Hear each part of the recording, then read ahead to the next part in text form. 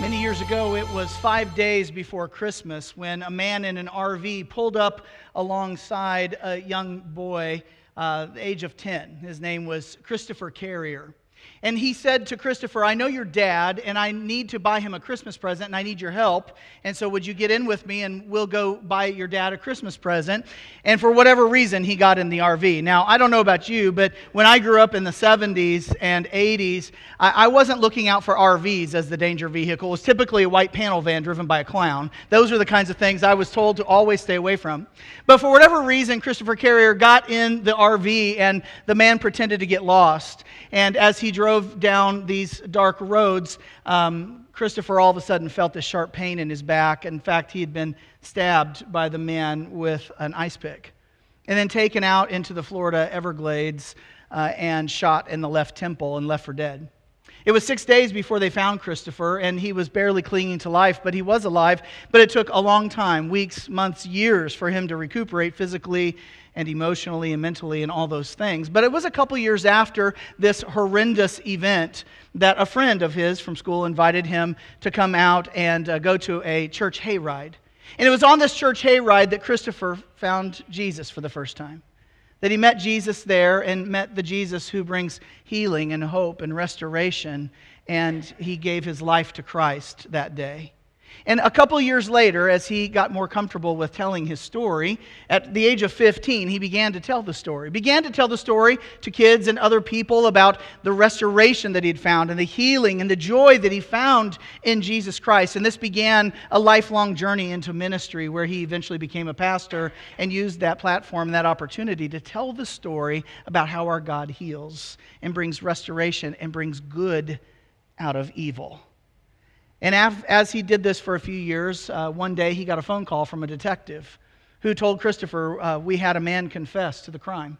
His name was David, and he was 77 years old and in a nursing home. So Christopher decided he would go and see him. And so Christopher went to go visit the man in the nursing home, the guy named David. And David at first was not going to own it. He just wasn't going to say that it was him. But eventually, as Christopher was gentle and loving and talked to him, the man finally confessed that it was indeed him that had kidnapped Christopher. In fact, the reason he had done it, and he explained that Christopher's dad fired him from a job because he came to work drunk. And so he decided to seek out revenge on the dad by killing Christopher. Well, as they talked and Christopher continued to share life with this man, he felt it necessary to actually invest in his life. And Christopher brought his children and his wife to come and visit David in the nursing home. And they built this beautiful relationship. And eventually, Christopher popped the question and asked David, "Would you like to know about this Jesus?" And he said, "I would." And he led him to Christ that day, and he made a commitment to follow Christ. And then just a few days later, the man died. You know, Christopher, it's a true story. He was interviewed, and he was able to say that that day he saw God give that man his life back. And then he said this beautiful statement. He said, "And I miss him, and one day I can't wait to see him in heaven." You know, that's the thing about overcoming. That's the thing about life and challenges, about obedience and deliverance. That's what that story is about. Would you agree? It's about that kind of thing. It's about integrity. It's about forgiveness. It's about restoration and conflict. It's about trials and tragedy and triumph. That's what that story is about. And perhaps you can identify with it in some way. Perhaps there's a place in your life, in your story, that you have had someone cause some sort of evil. One of the things that Christopher said to David was, "What you intended for evil, God worked it out for good." Maybe you've seen this in your life. Maybe it was a circumstance or a person said something, did something, caused something, intended to do you harm, intended to do you evil, but God was able to turn it into something beautiful. God was able to work it out for good. And maybe you're still living in the pit of darkness. Maybe you're still in the middle right now today. Maybe you're still in a place where the evil that has been done, you're still struggling. You're still trying to walk through that. You're still trying to find healing and restoration in the middle of that. In other words, you're in the not yet, where you haven't necessarily seen God work it out for good. But if you love Jesus and you're following Him, that's coming. And so I want to tell you a story today about that very thing. We see these kinds of stories all throughout the Bible, but one in particular stands out to me, and it is the story of Joseph and the colorful robe. This is a story that many of you probably heard when you were children, and unfortunately, a lot of times we hear these stories from the Old Testament and we think, well, that's a kid's story. It certainly is not just a kid's story. It is a story for all people of all time, inspired by God for us to find ourselves right in the middle of it, because it is a story of restoration and healing, and what was meant for evil, God made it good. And so we'll find this story in the book of Genesis. And if you have your Bibles, I would love for you to follow along with me. If you want to use an electronic Bible, that's totally fine. If you need to borrow one, there's some there in the back. But we're going to hit Genesis chapter 37. Now, here's one thing about this story. It is a huge story. It is chapters 37 through 50. And it would be impossible for me to tell the entire thing. It would take more than an hour just to read through the entire thing. And so we're not going to do that. But what I do want to do is open some windows for you so that you can catch a glimpse of the story of Joseph, a story of evil that has been done, that God worked out for good, and hopefully we can find ourselves in the middle of it. And so Genesis chapter 37 is where we're going to begin, and we're going to start with verse 3, and it says, "Now Israel loved Joseph more than any other of his sons." Now, right in verse 1, we see that this is Jacob. Jacob is the grandson of Abraham. And so if you are familiar at all with the story of the Old Testament, we get Abraham, Isaac, and Jacob. Jacob is, again, the grandson of Abraham, long lineage of people that God has worked with to tell his story and to bring the story to the people. And so in this story, then, what we see is that Jacob has 12 sons, but he has a favorite one, and that is the 11th son, and Jacob's favorite is Joseph. Now, just from that one verse, we probably can see there's tension already, right in the beginning of the story. Would you agree? Anytime we play favorites that way. And so, because he was the son of his old age, this is why he was favorite. Maybe it's also because Joseph liked to tattle on his other brothers. In fact, that's actually in there too. In verse 2, it says that Joseph brought a bad report about the other brothers. Maybe Jacob really liked Joseph because he was a tattletale and the older brothers couldn't get away with anything. I don't know. Maybe some of you can identify with that. But here's what happens. So Joseph then is given a robe of many colors. Now, we don't know exactly what that looked like. Of course, I'm sure you've seen drawings of that. There's one on your screen that explains that. When you look at the King James Version, that's basically what it defines the Hebrew as, is it a multicolored coat. The Hebrew word itself, though, is poikilos, which means many-colored, a variety of colors. But other translations, like the NIV, they don't necessarily focus on the color. They focus on things like an ornamental robe, some of that kind of thing. But either way, it is a fancy robe, and one thing is for sure, it is not a working man's coat.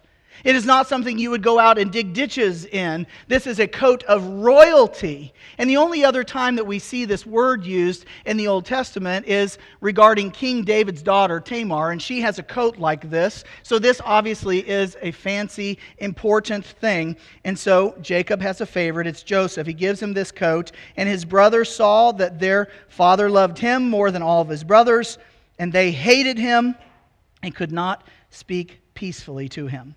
In verse 5, now Joseph had a dream. Now, this runs in the family.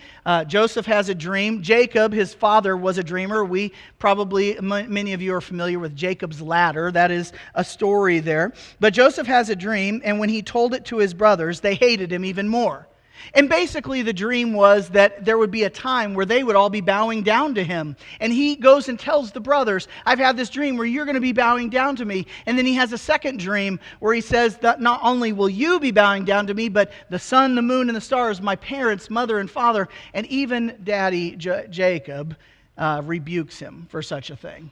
But in the Old Testament, especially in the book of Genesis, when there's dreams like this is divine revelation. This is something that God is speaking into them. But regardless of how Joseph does it, in verse 11, the brothers were jealous of him, but his father kept the saying in mind. But they wanted him dead. Let me ask you a question.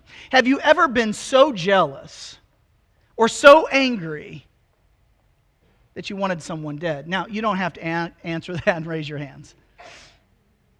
But have you ever been in a place like that? Well, the brothers are, and they want him gone. And so we continue on then, verse 18. They saw him from afar. Here's what happened. So the other brothers, they go out to take care of the flocks. The father says to Jacob, why don't you go catch up?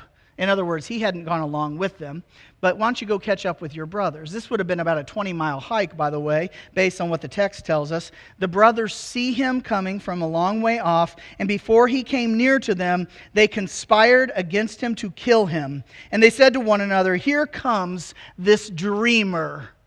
By the way, this dreamer, that's completely sarcastic. Don't you agree? It's just sarcasm. The Hebrew actually would bear it out that here comes the master of dreams to enlighten us about how awesome he is. Something like that. Verse 20, then it says, come now, let us kill him and throw him into one of the pits. Then we will say that a fierce animal has devoured him, and we will see what will become of his dreams.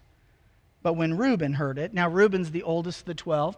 Reuben, out of all of them, probably had the most to be frustrated about because it would be the oldest son that would receive this blessing, but instead it was the 11th son. But Reuben heard it, and he rescued him out of their hands, saying, let us not take his life. Now, we don't know exactly why Reuben would have said this. Maybe he's trying to get back on his father's good side, and he's going to rescue him out of this moment. He wants to rescue Joseph. Or maybe he really is a mercy shower, and he's trying to do something good. We don't know.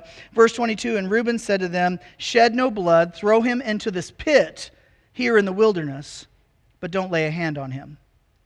And so instead of killing him, let's throw him in a pit where there's no water. This is a cistern. They want to throw him in there. Maybe the lesser of two evils, but either way, they still don't want him around. They want him dead. They want him gone.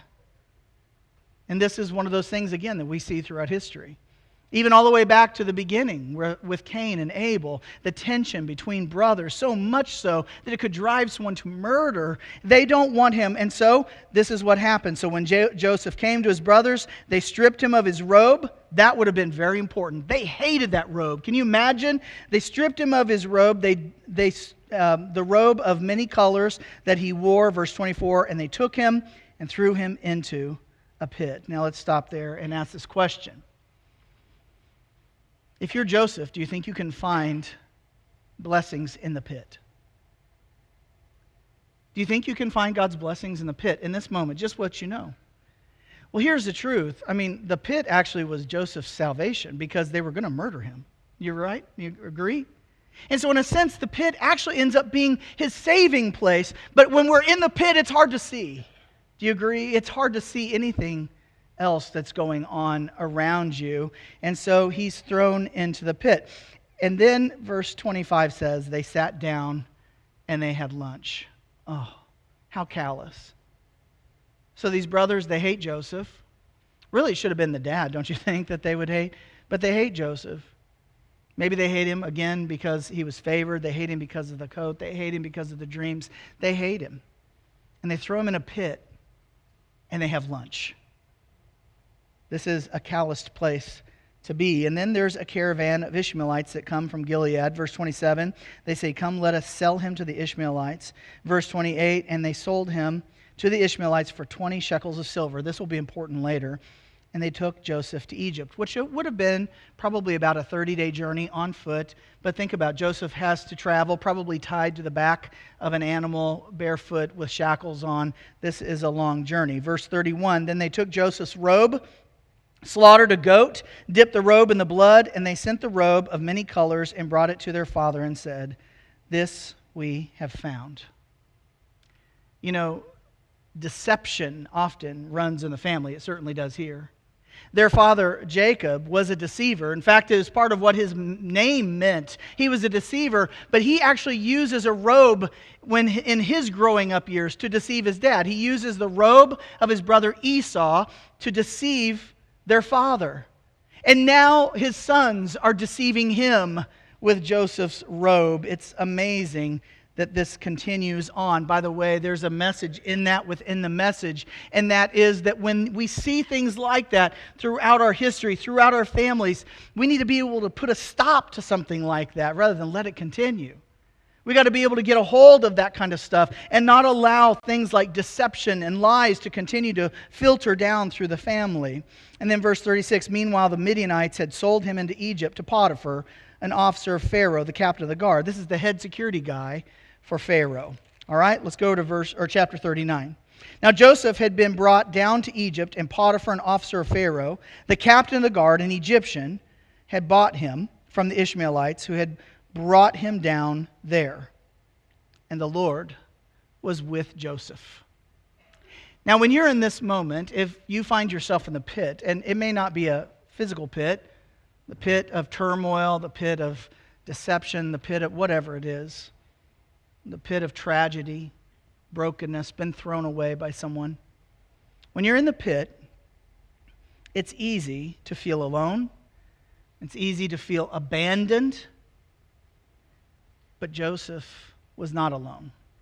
And the text tells us that the Lord was with Joseph, and we see this throughout the entire story. As tragedy and trial come, the Lord is with Joseph. He is with him. And in fact, this is actually a theme that you see all throughout the Old Testament as well, that the Lord is with him, and he became a successful man, and he was in the house of the Egyptian master. His master saw the Lord was with him. I love that. Don't you wish that was said about you?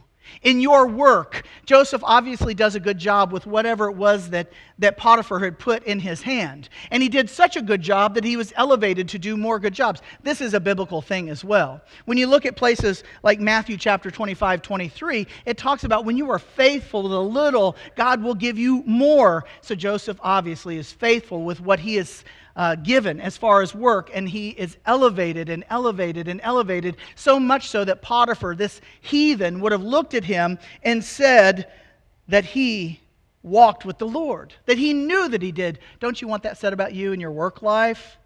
At the places that you work or where you go to school, that people look at your life and they see how you interact and they know that the Lord is with you. This is what is said about Joseph. The Lord was with him, and that the Lord caused all that he did to succeed in his hands. And so Joseph found favor. And Potiphar made him overseer over everything that he had. In fact, Potiphar had nothing to do. Joseph did it all.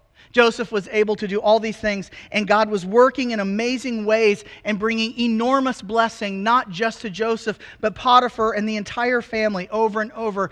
This also makes sense, by the way, when you look at Joseph's great-grandfather, Abraham.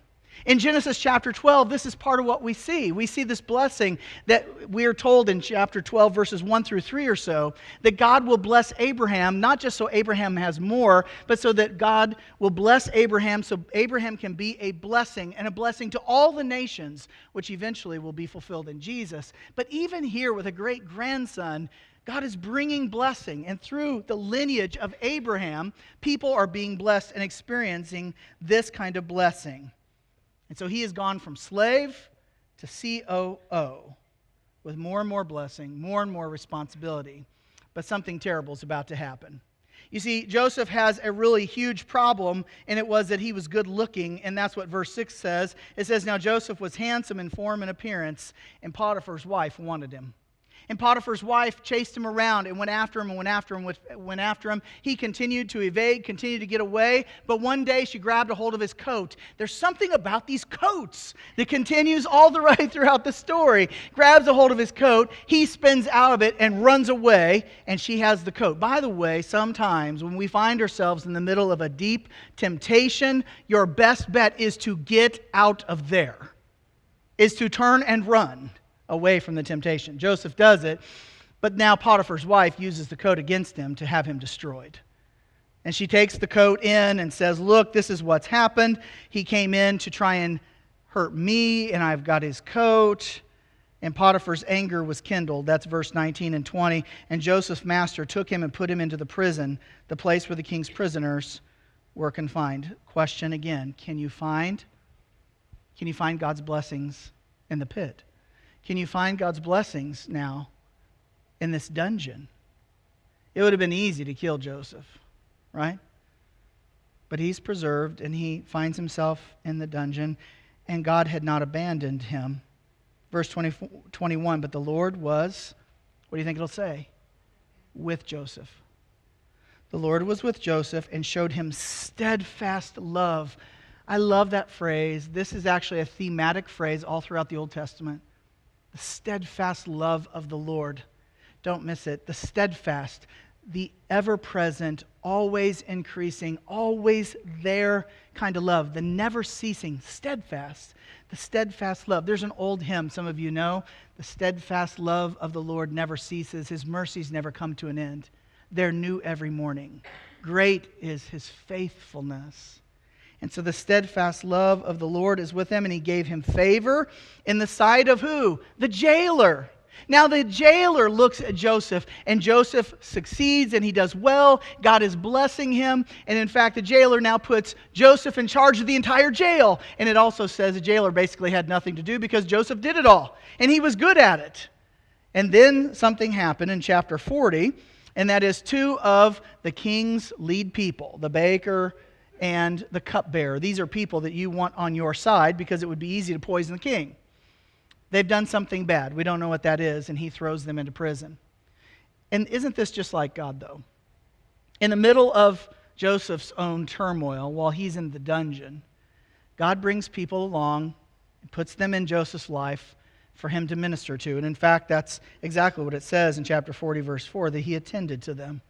And he took care of them. This is that wounded healer we always talk about. Henry Nouwen coined that phrase, the wounded healer. Joseph's in his own dungeon, but still taking care of the needs and taking care of what's going on. And that's how God often does it. It's that 2 Corinthians 1, 3 through 4 that I love to talk about. God is the God of comfort who comforts us in our trials so that we can comfort others with the same comfort that we received. The same comfort that we received from God. That we become the comforters because of the comfort we've gotten from God. And this is what happens. And then as we continue on, both of these men then have dreams. And Joseph is able to tell them what these dreams mean. And all that Joseph asks is for him to be remembered. Verse 14 of chapter 40, remember me when it is well with you. And please do me the kindness to mention me to Pharaoh. And so get me out of this house. For I was indeed stolen out of the land of the Hebrews. And here also I have done nothing that they should put me into the pit. Verse 20, on the third day, which was Pharaoh's birthday, he made a great feast. And he brought him out. The baker is killed, but the cupbearer is restored back to his position. And guess what the cupbearer did? Forgot Joseph. And 2 years goes by. That's chapter 41. After 2 whole years. Now let me just ask you this. You're Joseph. You've been in the pit. You've been rescued. You've been given favor. You're back in the pit. You've given good counsel. You have helped. You have blessed these people, and they have forgotten you. Do you think the past blessings are enough to sustain you? Are the past good that you have seen God work out, is it enough to make you think it's going to work? It's going to be okay. I just need to be patient. Is it enough? I don't know what Joseph's thinking, but what would we be thinking in that moment? Here we are. We have been abused. We have been reviled. We've been cast aside. We have all these things. And now we're in the pit again, and they still don't remember. Do you think he could find blessings in the pit? Do you think he could find God's goodness in the middle of this storm? What do you think he was saying to God? What would you be saying to God?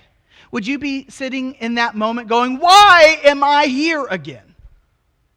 Why did you rescue me from one pit just to put me in another? Does that sound like stuff we would say? Tell the truth. Does that sound like stuff we would say? Where are you now? Are you even up there? Are you listening? Do you see? I've done nothing wrong and here I am. Sounds like stuff we would say. Sounds like stuff most of us could at some point admit to, that we've been in that place with God. But Joseph is steadfast. Chapter 41 continues then, and Pharaoh has a dream. No one can interpret it. And finally, 2 years later, the cupbearer, he remembers. He remembers Joseph. Oh yeah, there's this guy in prison. When I was there, remember that terrible thing you did to me, Pharaoh? No, he would never say that. But do you remember that moment? Yeah, Joseph, he can do it. And Joseph comes and he's able to interpret Pharaoh's dream. And Pharaoh is amazed at all of this. And he brings him up out of the pit. And he says to Joseph, okay, so you're wise. You've been able to do these things. Tell me what's next. Because the dream was that there would be 7 years of good and 7 years of famine across all of Egypt, across all the land. And so Pharaoh says to Joseph, what should I do? In verse 33 it says, now therefore let Pharaoh select a discerning and wise man, set him over the land of Egypt. Let Pharaoh proceed to appoint overseers of the land, basically to take care of this entire plan. And Pharaoh said in verse 38, Pharaoh said to his servants, can we find a man like this in whom the Spirit of God is? Even another heathen. He's certainly not thinking, I'm confident he's not thinking about Joseph's God, but he sees something in Joseph. He says, could we ever find anyone? Look at this guy. Look at this guy. Verse 39, then Pharaoh said to Joseph, since God has shown you all this, there is none so discerning and wise as you are. You shall be over my house, and all my people shall order themselves as you command. Only as regards to the throne will I be greater than you. And Pharaoh said to Joseph, see, I have set you over all the land of Egypt. And Pharaoh took his signet ring from his hand, put it on Joseph's hand, and clothed him in garments of fine linen. I wonder if it was a colored robe. Think about it. Wouldn't that be poetic and beautiful? I can't wait to get to heaven and find out what the robe looked like. They'd be like, what are you asking? No, what did the robe look like? What did Pharaoh put on him? It just says it's a fine linen robe and put a gold chain about his neck. Joseph now goes from slave to prime minister. This is amazing. Blessings out of the pit. And verse 46, it tells us Joseph was 30 years old. So Joseph's been in the middle of this for a long time, 13 years. This whole thing started when he was 17. He's 30 now. For 13 years, he's been in slavery. He's been in chains. He's been in the pit. He's been the COO. And now he's the prime minister, back and forth, all this time. And then it all came to pass, just as Joseph said, chapter 42, when Jacob learned that there was grain for sale in Egypt. Why? Because there's a famine. So we're back to Dad now, Dad and the brothers. Joseph's in Egypt. He's the prime minister. He's in charge of food distribution. And Jacob looks at his sons and goes, why are you sitting there looking at one another? It's actually what the text says. They're sitting around going, oh, what do we do? I don't know. And so he says, why are you sitting and looking at each other? Go down and buy grain for us there so that we can live and not die. And we get over to verse 6. And Joseph's brothers came, and guess what they did? And they bowed themselves before him with their faces to the ground, but they didn't recognize him. But Joseph knew who they were. It'd been a long time, 13 years. He was just a kid when this all went down, when they threw him in that pit. They don't realize it's him. He looks like an Egyptian now, I'm sure. And so they bow down just as Joseph's dream was conveyed to them. It's coming true now. And so Joseph steps out in verse 24. Then he turned away from them and wept. You know, sometimes we learn so much by what people don't say and what they don't do in Scripture. What Joseph could have done is, I told you so, right? I told you so. In fact, that's what Reuben did right before it in chapter 42, verse 22. Reuben said to the brothers right before this, didn't I tell you not to sin against the boy? Because now they realize it's Joseph. Now they realize. Didn't I tell you not to sin? Joseph doesn't do that, though. Joseph weeps over the situation. He weeps over his brothers. And now it takes us to chapter 45. And Judah, I'm sure out of fear, all of them are afraid. Wouldn't you be afraid? The number 2 guy in Egypt now, and you're bowing at his feet, and you threw him in a pit 13 years ago? And Judah gives this great speech. And then chapter 45, then Joseph could not control himself before all those who stood by him. He cried, make everyone go out from me. So no one stayed with him when Joseph made himself known to his brothers, and he wept aloud. Joseph said to his brothers, I'm Joseph. Is my father still alive? But his brothers couldn't answer him, for they were dismayed at his presence. They couldn't believe it was him. You see, before they just thought, see, this is our fault. We're in trouble because we've done this bad thing. But now Joseph has said, it's me. And for the first time, their eyes are open. They realize, oh no, this is our brother. Verse 5, do not be distressed or angry with yourselves. This is Joseph talking to them, because you sold me here, for God sent me before you to preserve life. For the famine has been in the land these 2 years, and there are yet 5 years to go, where there will be neither plowing nor harvest. You see, God used their evil to rescue his people.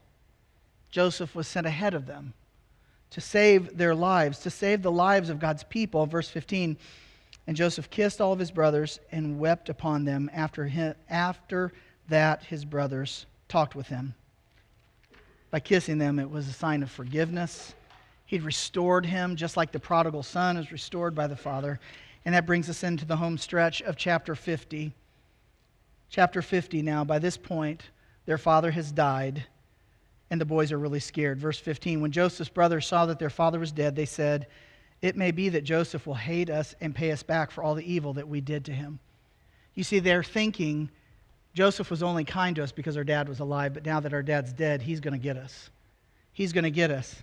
So in verse 16 it says, so they sent a message to Joseph saying, your father gave this command before he died. Say to Joseph, please forgive the transgressions of your brothers and their sin because they did evil to you. Do you think Jacob actually said that? Or do you think the brothers are just trying to deceive Joseph and go, oh, no, Dad said not to hurt us. Dad said, don't kill us. We did bad, yes, but no. And what does it say? Joseph wept when they spoke to him in verse 19. But Joseph said to them, do not fear, for am I in the place of God? As for you, you meant evil against me, but God meant it for good, to bring it about that many people should be kept alive as they are today.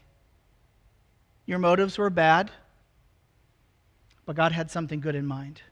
It looked like evil had won, but God was painting on a tapestry bigger than any of their eyes could behold. They couldn't see it, but God was there. He was in the middle. He was working it out for good, making it beautiful. It looked like the whole thing had been a curse, but it really was a blessing from God, even in the pit. So what? Why is this so important to us? Why do we need to understand what's happening here in this pit? Well, more than any other story, you see all kinds of dysfunctional families and inept fathers, but this story is bigger than that. It's so much more than that. Don't get hung up in that. I want you to see that, number one, it's actually a story that foreshadows Jesus. It foreshadows the story of Jesus. The Old Testament does this often, by the way. And in fact, when you look at Galatians 3, it tells us that the Old Testament is a schoolmaster, a tutor that leads us to Christ. This is one of those stories that points that way, that gives us an indication that there is Jesus that's coming, and we can see the story wrapped up in some of this. Like, for instance, and I would encourage you to take a picture of it, go home and study it. But what happens in both the stories with Joseph and Jesus is there were people who conspired to kill him. They were betrayed with silver coins. One betrayed with 20 silver coins, the other with 30 silver coins.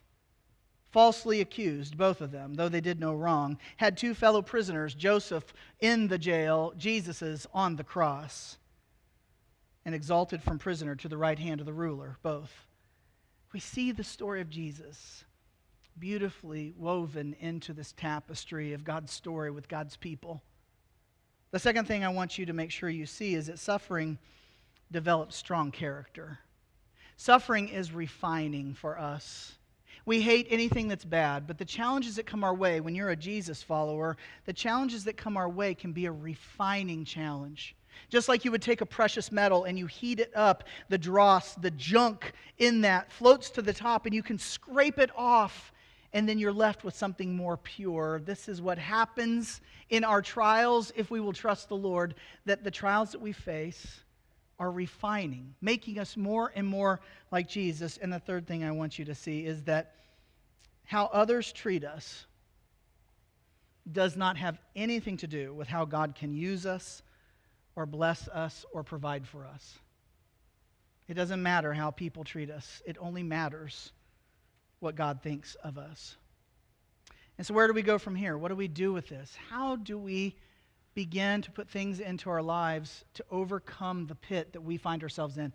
And it's different for everyone. How do we overcome the pits that we end up in throughout life? Well, number one, God has not abandoned you, even if people have. Understand this, please. Do not miss the fact that you will be abandoned. People will deceive you, will try to lie about you, but God never has and never will. And this is hard for some people, especially if you had a challenging father that abandoned you. So many people have that story, and so it therefore transfers over to our Father in heaven, but our Father in heaven has not abandoned you and won't. If you are a Jesus follower, He will always be with you. He will never leave you or forsake you. That's what Hebrews 13 says. The entire story of the New Testament bears that out. And if you're a Christian, know that the Lord is with you, even now, even if you think you're in the pit. The Lord is with you, as He was with Joseph, even in those dark moments. Number 2, be patient in the pit. We all end up in the pit from time to time. Yes, it's different for different people. We all find ourselves in the pit at times, and sometimes the pit, though, actually leads to salvation. That it's in those deep, dark places where we go, I need a Savior. I need a rescue. And Jesus is there to lift us up. It's also in the pit that for those of you that know Jesus, that we're sanctified, cleansed from the inside out, being transformed by the renewing of our minds. Changed. Look for blessings there and be patient. God is doing a work in you, my friends, and in me. Number 3, know that you can play a role in your own suffering. Joseph did. Joseph maybe had some pride issues in the beginning. We can play a role in our own suffering. So be careful with your mouth. Be careful of pride. Be careful of spiritual pride. Be careful what you say and how you say it. Number 4, make sure jealousy doesn't put other people in the pit. Check your jealousy. Check what you think about other people. Check it. And make sure that you're not throwing other people in the pit because of it. Number 5, resist the urge to revile back. Be great forgivers as Christ has forgiven you. Don't hold it in their account any longer, because at the cross, the blood of Christ makes you clean if you're a Jesus follower. And He no longer holds it against you. He chooses to remember your sin no more. This is what we see in Joseph. This is what we're called to, as hard as it is. Number 6, ask yourself how far you'd be willing to go. How much junk you'd be willing to put up with in order to see the people you love the most in this world saved. Fed physically, yes, but spiritually. And then the last one is this: believe what some mean for evil, God can use for good. Romans 8:28. All things work together for good for those that love the Lord, who are called according to His purpose. My friends, this is something to write up on your wall, to remember, to keep it at the front of your face when you're in the pit. All things work together for good for those that love the Lord. That part is important. Don't miss that. All things work together for good for those that love the Lord. You know what, though? We may never actually see that good until we get to heaven. But God will work it out for good to bring the most good, not just in our individual lives, but in the lives of His people, to draw all men to Himself, because God wants no one to be lost, but for everyone to be saved.